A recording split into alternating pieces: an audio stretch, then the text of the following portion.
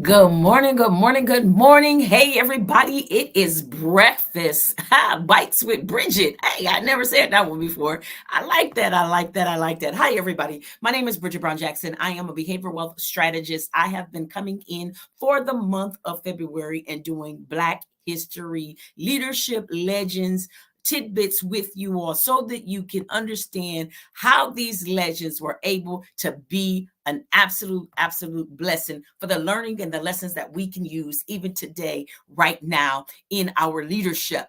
I am the founder of Exponential Eduventures, where again, I help leaders develop their teams, keep profits, and grow their productivity. All right. And so we can learn lessons from other people. So I am coming in every day for the month of February, and we are doing Black History figures. All of the ones that I'm doing are no longer here anymore. And today we are celebrating the leadership legacy of Charles Houston.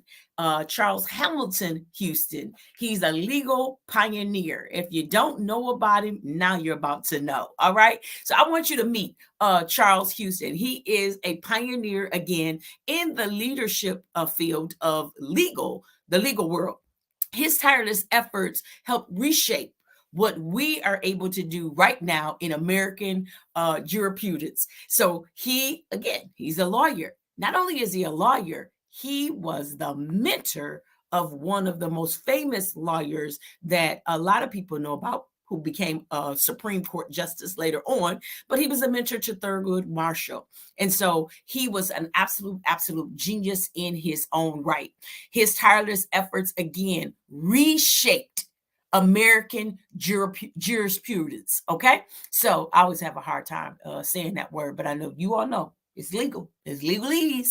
All right. So he was recognized as helping to kind of be the architect of the civil rights movement. Again, he had a very important role in the influence of the Brown versus Board of Education. And if you again don't know about that, look that up too as well. But that helped change the landscape of education. Why am I dwelling on him today? And why is he one of the important people that I'm showcasing? Because if you notice, if you've been watching me and listening, we've been showcasing different people that, again, sometimes go unnoticed and people might not know about them, even though they've done some major famous things, right? And so the reason why I'm showcasing him, because in education, I'm a former educator, I'm a former teacher, a former principal, and my occupation was drastically changed by the legacy of this gentleman right here. So he was able to bring in Thurgood Marshall because he was the first legal defense counsel for the NAACP. He was a Harvard graduate, and it was just so amazing how he even went into law. First of all, his father was a lawyer. Now we're talking about, look at when he was born, 1895. So he went to law school in the 1920s. In 1917, he had went away to the army, and he didn't like how his fellow soldiers were being treated. They were serving over in France, and they had a lot of racial injustice done to them. Therefore, his heart truly decided, oh yes, I have to do this. So he graduated from Harvard. Then he went to Madrid and went off and had a fellowship. And so he came back and started serving with his dad until he decided to even do counsel with the NAACP. So why am I telling you this? Because he had a growth mindset. He had a growth mindset. I'm watching my time over here because, again, we're in and out in less than 5 minutes, I said, but we've been doing about 6 minutes, so indulge me. He was also driven by empathy, and that means, again, he was able to use his skill set, use his talents to be able to help other people, right? So he was a transformative leader.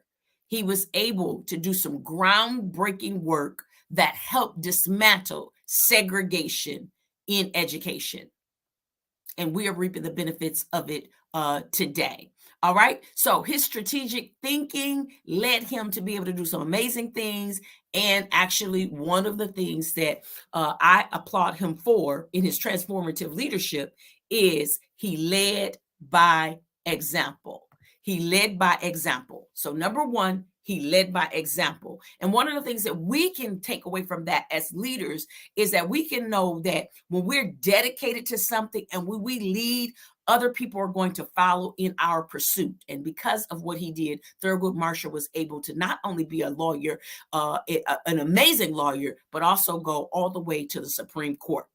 Number two, empowering others through mentorship. Again, he mentored not just Thurgood Marshall, but many people, and he was able to help them to advocate that we change the landscape, that we are getting the benefits from it today. Now, we still have some issues and still have some things, but because of that, we're able to do that. And number three, strategic vision and execution. I love people that execute.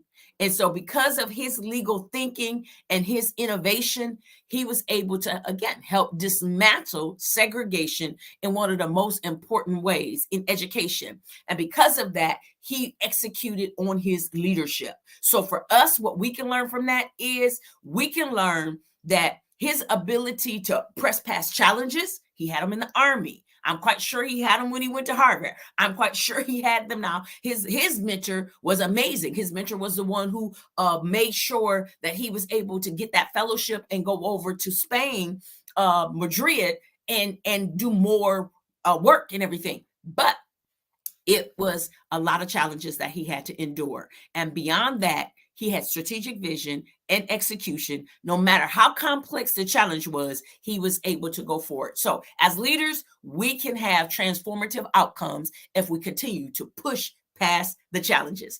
All right, everybody. My name is Bridget Brown Jackson. I, again, am the founder of Exponential Eduventures. We are a consulting and a coaching firm, and we are bringing you today Leadership Legends. This is day number 11. We are studying Charles Houston. I hope you got